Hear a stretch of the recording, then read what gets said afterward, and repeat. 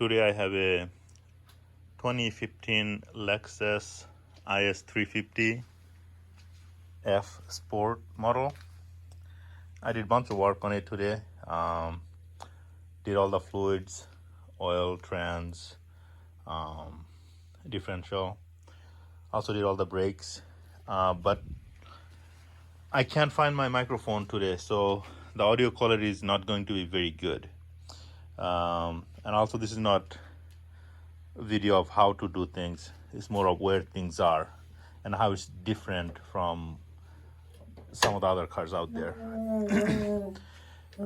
I normally don't work on Toyota and Lexuses, so it was a little bit strange for me where things were. So I thought I would make a video showing some of the differences. First of all, this car is very nice. It drives very well. I think this is the only Lexus I actually like that I drove. So let's start with talking about the brakes. The brakes are very good, normal. As far as the rotors, most Hondas and BMWs that I have and I work on have 2 screws holding it together. I did a brake on a Honda Genesis a couple of days ago that had 3 screws holding it together. Honda and the Genesis had Phillip, and BMW has Allen key, but this one doesn't have anything, so it slides right out, no problem. This is the front brakes and the front caliper. It doesn't have a caliper and caliper bracket. The whole thing is a caliper, and the way you replace the pad is just pull this pin out, slide this, pull the cotter pin out, slide this pin out this way, and then these 2 pads will slide right out. And then it has 4 pistons in here. You just gotta depress those and push it back in there. That's how this brake is. The Genesis I worked on a couple of days ago, exact same brake setup, except it has 2 sliding pins here and here, and it has a metal plate covering with 6 bolts on here. So I like that one better. This is easier to work on, just 1 pin, but makes me a little nervous because I don't know if somehow this falls out, you might have a problem. But on the inside,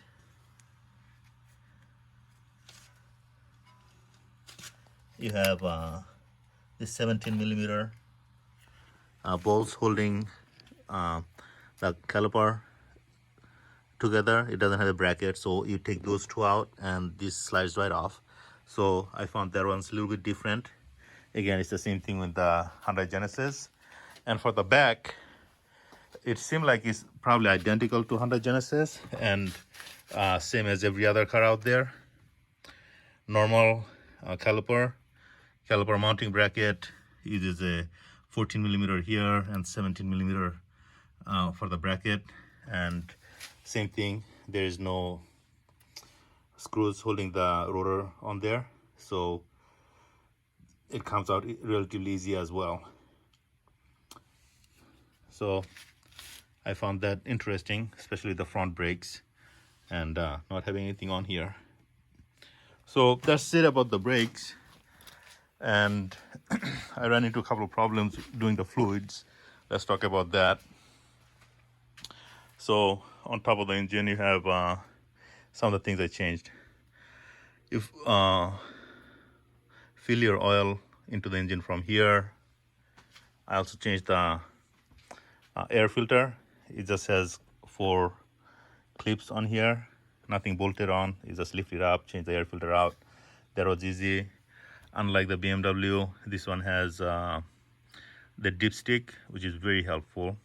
So that's on top, and on the bottom it's slightly different, but again similar. Let me go underneath. So I'm laying down and looking up. Right here there is a cover that is this one. Oh, I got it all greasy. It stays on there with, goes on like that.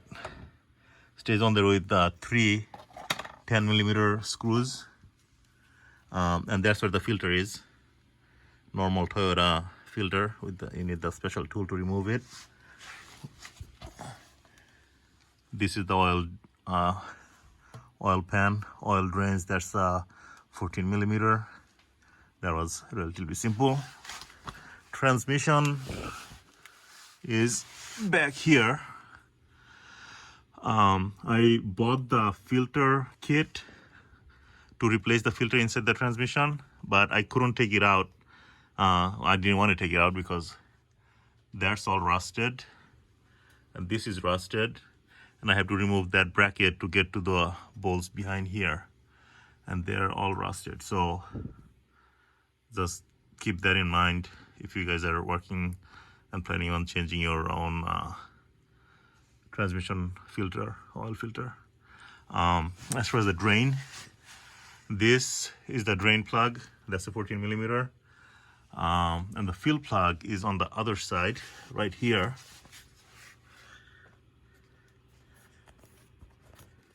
That is the, how do I get my finger on there? That right there is the fill plug. That's a 22mm. I didn't have a 22 short, so I used a 11/16. That worked out just fine. This is a level check, overflow, or what do you want to call it, when you after you fill up the trans fluid, you start it and then you drain it out with this, making sure you get the right level. And there's a 5mm Allen, and these are all rusted, so I had to clean all of these before I could take it off. So I'm going to stop the camera right now, and then I'll start it back up when I get back to the other side on the differential.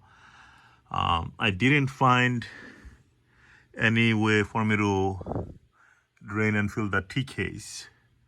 I'm guessing it's probably underneath there, but I couldn't find it, so I didn't do anything there. You know what? I'm going to take a look one more time, but I didn't find anything. And I think that's part of the axle, but again, there's nothing there either. I'm going to go take a look on the T-case real quick.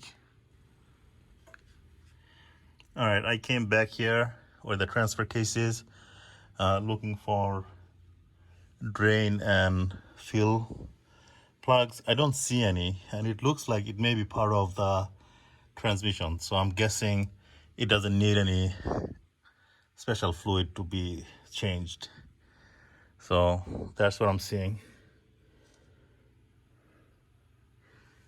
All right, now I'm gonna go back there. That's where the rear differential is.